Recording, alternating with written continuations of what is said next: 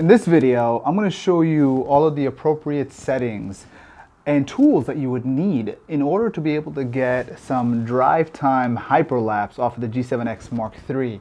And in my opinion, it would be better than anything that you would probably ever get off of a GoPro.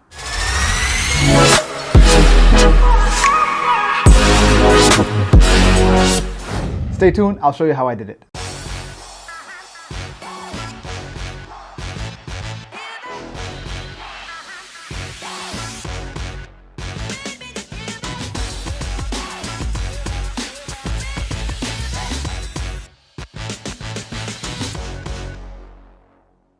If this is your first time here, my name is Bilal Khan and you are watching Concept. This is a web series all about helping you realize your best self by making your ideas real. If you haven't already, make sure you hit that subscribe button and that bell icon for notifications so that you can be notified whenever a new video comes out.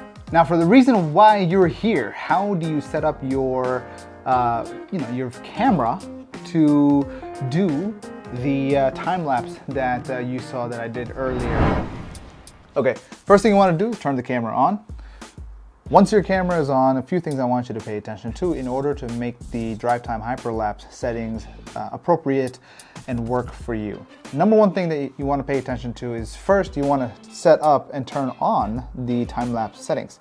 So remember, when you press menu, you go to the camera setting, not any of the other ones. Go to camera, and then from there go to menu number 2, time lapse movie, and you click on, it says disabled. From there you go to either scene 1 or scene 2. Now, scene 1 has a couple of good options for you. Scene 1, the reason between scene 1 and scene 2 is your interval settings. So when you go to interval, you can go between like 2 to 4 seconds per shot, and at the same time the number of shots. Usually the default is 300. I've set it to 600. That gives me a total of 20 seconds. So now for me, the sweet spot is between 2 and 5. Now 2 seconds is it tends to be a little too slow, whereas 5 seconds tends to be the peak. And in order to access 5 seconds in terms of intervals, then you go to scene 2. You go from 5 and you have the option of going all the way up to 11. Now, I encourage you to go ahead and play around with whichever settings to get your style, but for me, I like between 2 and 5. Depending on how far I'm going with 5-second intervals, I can drive for longer and still get a longer, a longer hyperlapse setting for me. Movie recording size, just set it to 4K. That way you get a good high resolution video output.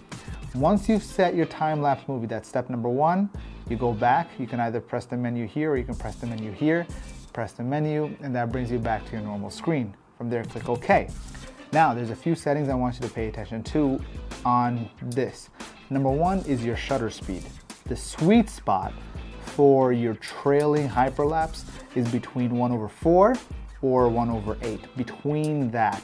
Now, you also want to understand the relationship between the shutter speed. The slower the shutter speed, the brighter it's going to be. Right now, everything's kind of blown out, right? And so one of the things that you can do is you can slow down the shutter speed and all of a sudden everything is back in. But as soon as you slow things down, it's going to be blown out. There's something to be cognizant of. Now, one thing you may want to consider is when it's really bright out, you hit that, I've actually mapped the ND filter to my star button, but you can do it from the menu. If you want to access ND filter, let's see, ND filters in menu number 3, you can press on or off and you can turn it on. But let me show you when you map it to the star button. You just basically, it gives me the option to do that, and I just press on, boom, and now all of a sudden everything is properly exposed. Now the aperture settings, the f-stop, the higher the number, the darker the image is going to be. Now when you're in daytime, and one thing that I noticed was I bumped it up all the way to f11. I had the setting to like even I think 1/10, right? And at the same time, I had the I had the ND filter on, and even then the image was still blown out. So this is something that you want to be cognizant of. In fact, to compensate for the brightness of the daytime, I actually put a pair of sunglasses in front of the camera. It didn't work out so well because the glasses kept falling, so I just waited until I got into a darker environment. There was rain in the distance coming down from Dallas to Houston, and so then I basically was able to bring it down to Yeah, I think at one point I faded and at 5.6, and at the same time the shutter speed, I was able to bring it down and play with it between f4 and f8. Now once it got dark enough, I then went ahead and turned the ND filter off. But out of all of that, just so you can see, I'm gonna keep the ND filter on, but out of all of that, the thing that you definitely wanna also be cognizant of is your focus. It's really hard to focus if your autofocus is on. So what I suggest is go, the little thing right here, press MF, and then go to manual focus. Once you go to manual focus, you go back and boom, you can press up or down. I would say press up all the way up until you get to infinity. Once you're at infinity focus, the things in the distance are gonna be completely in focus, and that would allow you to, it's just easy. Now, once you set the infinity focus, you can just go back, or you can just kind of say set, okay, boom. Now, the focus is set, and this is where you're pretty much ready to go. Just to kind of recap, you wanna make sure you've set your time-lapse movie setting in either scene 1 or scene 2. My preference for the most part, I think I ended up on being on scene 1 at 4 seconds with 20-second interval with 600 shots. And then after that, I ended up, once it got a little bit dark out, my favorite part was when it got completely dark out. It was nighttime, and I wanted to see the trailing lights of the tail lights of the cars. I dropped opened up the iris all the way up to f1.8, and I dropped it down to f1.4, and I was able to get this particular result. And so again, these are the settings that would make your drive time hyperlapse work for you. But wait, there's more. So what we're gonna do is, let me just show you in terms of what specific tools and mounts that you need in order to make this work. So yeah, let's go. Okay, so there's a couple of things. Oh, I just dropped my mic adapter thing. Hold on one second. All right, so there's a couple of things that that I want to showcase to you in terms of what you may need to make the hyperlapse in terms of when you're driving. One of the things that I have here is I have this, what's it called? It's a GoPro adapter that I've Jimmy rigged over here, as well as a GoPro adapter that I have Jimmy, it's not Jimmy rigged actually, it's got like that sticker thing. So now normally in the past, what I've done is I put this over here so that I could use my cell phone mount, right? So, but then, you know, just like that. It makes it really, really convenient. But one thing that I found was I actually bought this because it has, you know, touch charging, and it's so much easier to put on and off. Turns out that the touch charging works without the case, although this is supposed to be a charging friendly case. So this kind of, it freed up this spot right here. What I would do sometimes is if I was gonna do a vlog, I would mount my camera right over here, my EOS M, and the, what's it called? But you know, but when it comes to the hyperlapse stuff, obviously I can't have it over here while I'm driving because it's gonna obscure my vision. But what I do recommend is getting something such as this. The good thing about this is that it's got that 1/4" adapter, right? So essentially, this is how it's gonna work. You got your G7X, unscrew that from this Manfrotto Pixie thing. By the way, this thing is just wonderful. I love it. Makes things so much more convenient. Grab this, screw it right on, and once you screw, I would say 1, 2, 3, and maybe 2, or actually 3, and then from there, this kind of screws up and becomes nice and tight.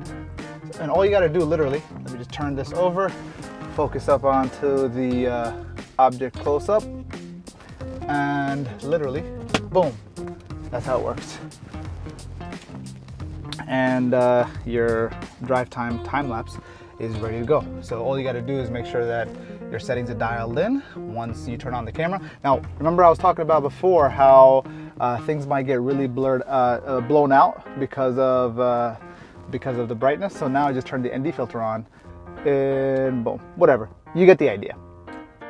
Yeah. So as you're driving, just, you know, you've got your thing mounted. you should be good to go.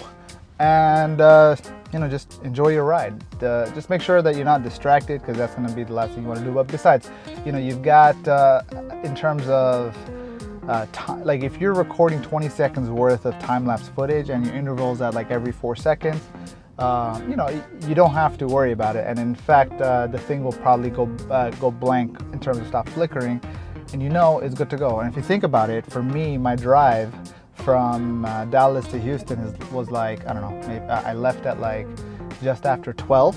That's why it was like super bright out. Got into some rain, traffic. By the time I got home, it was something like, what, 6:30, 7, right? And so at least 6.5 hours. But now obviously I wasn't time-lapsing the whole way. But you know, if you get segments of it, you try and do drive-by time lapse, then it should be cool. It should be fun. That's one of the things I really appreciate about the pocket cameras. You can't do that. I guess you could, but it's so inconvenient with something like this. So let me just hold on a second. I'm gonna turn on this camera, and you get to see what I have to deal with, because this GH5 that I have right now is what I had purchased initially, thinking I was gonna do some vlogging, but turns out that the GH5 is not the type of vlogging camera. I mean, it's a great camera. It's a beautiful camera. In fact, it's more camera than anybody would ever need. But just to kind of give you an idea of what I'm dealing with here, so this is pretty much it. So it's gonna be big, clunky, and even now, like I'm trying to handle it here. The thing was, I wanted to use this thing, right? I wanted to use this mount thing on the GH5 and put it over here. I just don't have the clearance, right? I don't have the clearance at all in terms of when I put it over here. It's gonna be like, because of the, you know, space with where the mount goes, it wouldn't allow me to. Even right now, just moving this camera around, it's really clunky. So that's why the G7X is actually really good for something like this. So yeah, just make sure you get one of those GoPro sticky things, put it on the dash. And yes, you're gonna, you know, it's gonna be, think of it as being permanent. Like, unless you have a really fancy car, then yeah, don't do this. This is so absurd. Just like this huge camera, and it's like, it's already like, oh, my arms are heavy. But yeah, no, it's a beautiful camera, the GH5. It was wonderful using it in my production in Dallas, and in fact, I would consider getting another, not even GH5, but the GH5S. This thing is pretty big in terms of having to run around with it, so that's why something like this has been a godsend. So yeah, that's it, guys. Again, if this is your first time here, again, my name is Bilal Khan, and this channel is all about helping you realize your best self, you know, make your ideas real. If you haven't already, hit that subscribe button up top and hit that bell icon for notifications, and I'll see you soon. Thanks for watching, and remember to subscribe, like, and share with your friends, and I'll see you soon.